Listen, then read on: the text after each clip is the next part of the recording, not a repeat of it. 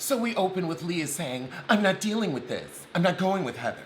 And Ramona says, when Leah gets like that, you just gotta let her blow off some steam. So it's okay for Leah to yell, jump off the bus, throw her jacket at people, and blow off some steam, and nobody calls her angry or aggressive. But Ebony slightly raises her voice, and she's an angry woman.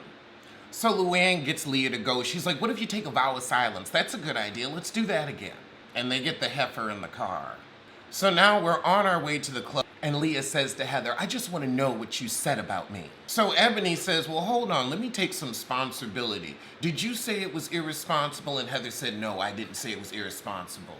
And then Ebony said, well, look, I misspoke. It was me. I'll own it. Okay, Ebony, diffuse. Relax, relate, diffuse.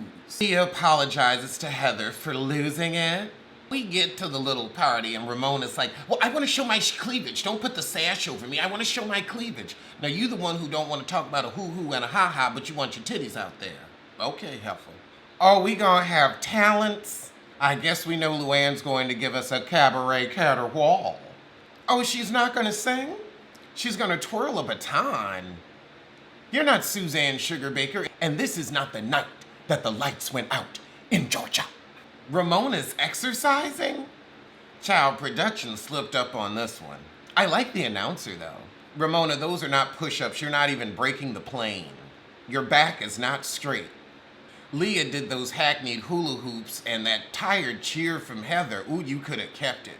Be quiet. Be quiet. Shut your mouth. Shut your mouth. And then what was that praise dance dress? Now, Ramona, why was Ebony's spoken word not fun? Because it was about black women and not about you? It ended on an uplifting note. It was fun for me. So Luann rigged it so Leah could win since she's been going through. So during her acceptance speech, she apologizes for being a little out of it this weekend. So the next morning, Luann brings some croissant over to Ramomo's. Oh, Leah's grandmother passed. Ramona, stop that fake crying.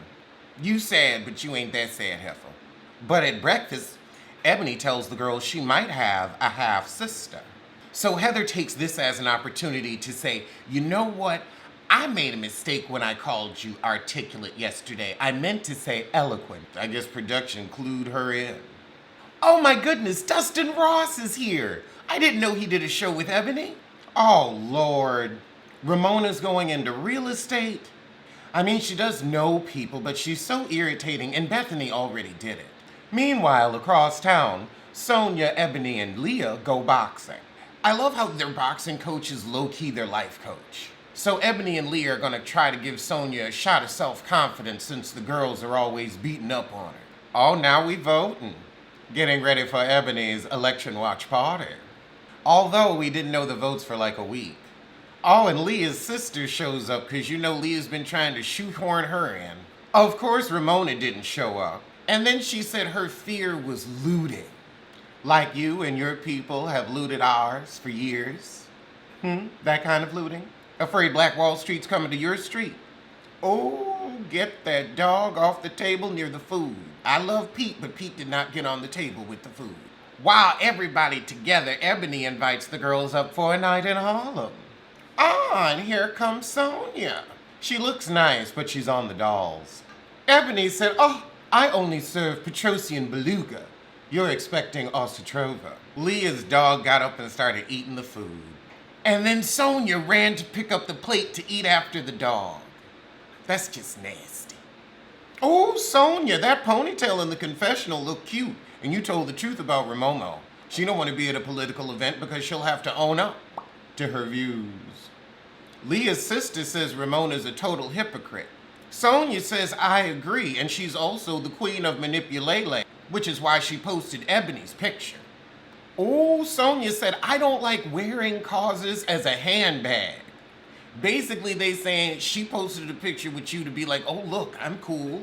So Ebony talks plain. She said, okay, so she trying to look like she ain't racist. Sonia went off. Sonia said she wears that shit as a purse, and then she throw the purse away. Don't post a picture saying, I like black people, when you don't.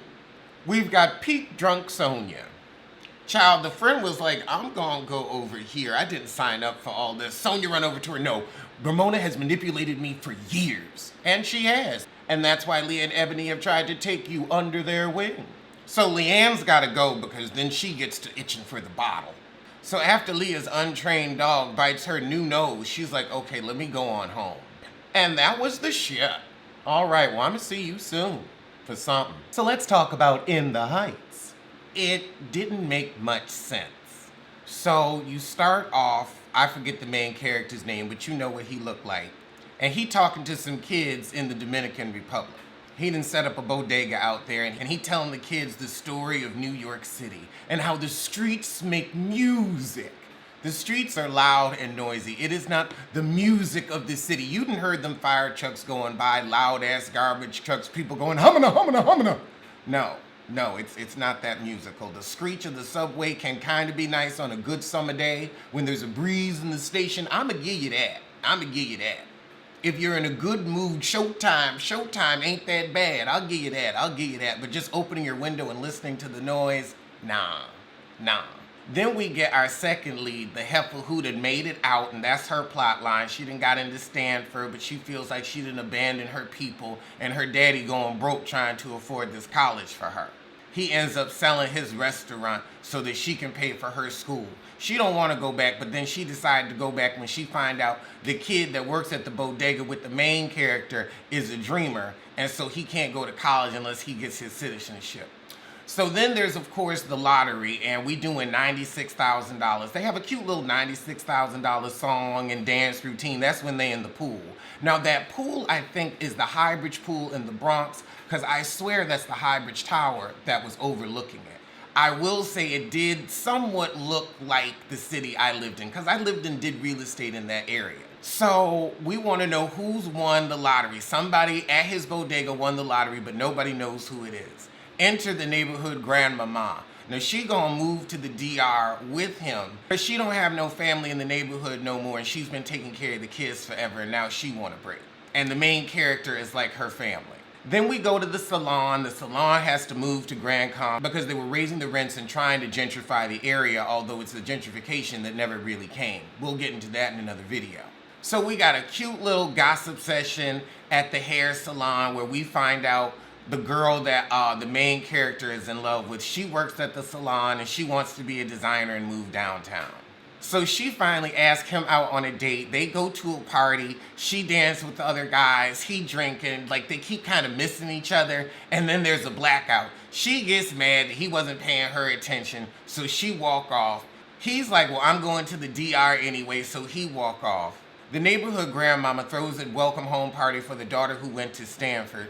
She tell everybody she dropping out. The daddy tell her he done sold the business. So the party kind of ends. Oh wait, no, the grandma party happened first, and then I think the blackout happened. But the grandma end up dying. And when the main character's cleaning out her apartment, he finds the $96,000 lottery ticket. So he takes the ticket to the guy that helped him buy his house in DR and takes the kid that was working at the bodega with him and says, look, use this money to fight for his citizenship, and anything left, put in a trust for him to go to school. So he's getting ready to go back to the DR, but of course that girl he in love with dropped by, and she's like, ooh, I did something really creative in the store, and she's got her fashions there, and then this guy that was painting, he painted from memory the beach in DR, and so he's like, no, I'm not gonna go. So then we go back to him telling the story to the kids, and we see they're actually in the same bodega that he was in the whole story, and he married that girl, and that's who he had the kids with. It was cute, but the singing was good. But not everybody in Washington Heights is that light. And also there was like one Dominican flag, even though Washington Heights is primarily Dominican, it was all Puerto Rican flags. I ain't saying we ain't got Puerto Ricans up there, but we have more Dominicans that are my complexion than the people that were in the movie. So I see why they said it was whitewashed. Because I was looking at that, I was like, in the Heights, this might be like Lower East Side Puerto Ricans, East Harlem Puerto Ricans. That's where you get a little more of the fairer complexion Latino. So it was cute. It was cute. It was the first movie I saw. I saw it in a stadium. It was a gay pride event, and it was socially distanced and whatnot. But yeah, as far as a cohesive plot, it was jumping around all over the place. It felt, a lot of the music felt like the Rent score just reworked. And it was very, very, very Broadway. Very Broadway. And if you like Broadway, that's great. I like it sometimes. But I just feel like there's a certain type of newish Broadway, like since Rent, where everything kind of sounds the same. But yeah, that was in the Heights. That was in the Heights. I'm not going to watch it again. I don't know. I don't care if y'all look at it. Would I recommend it to you? No. No, I would not.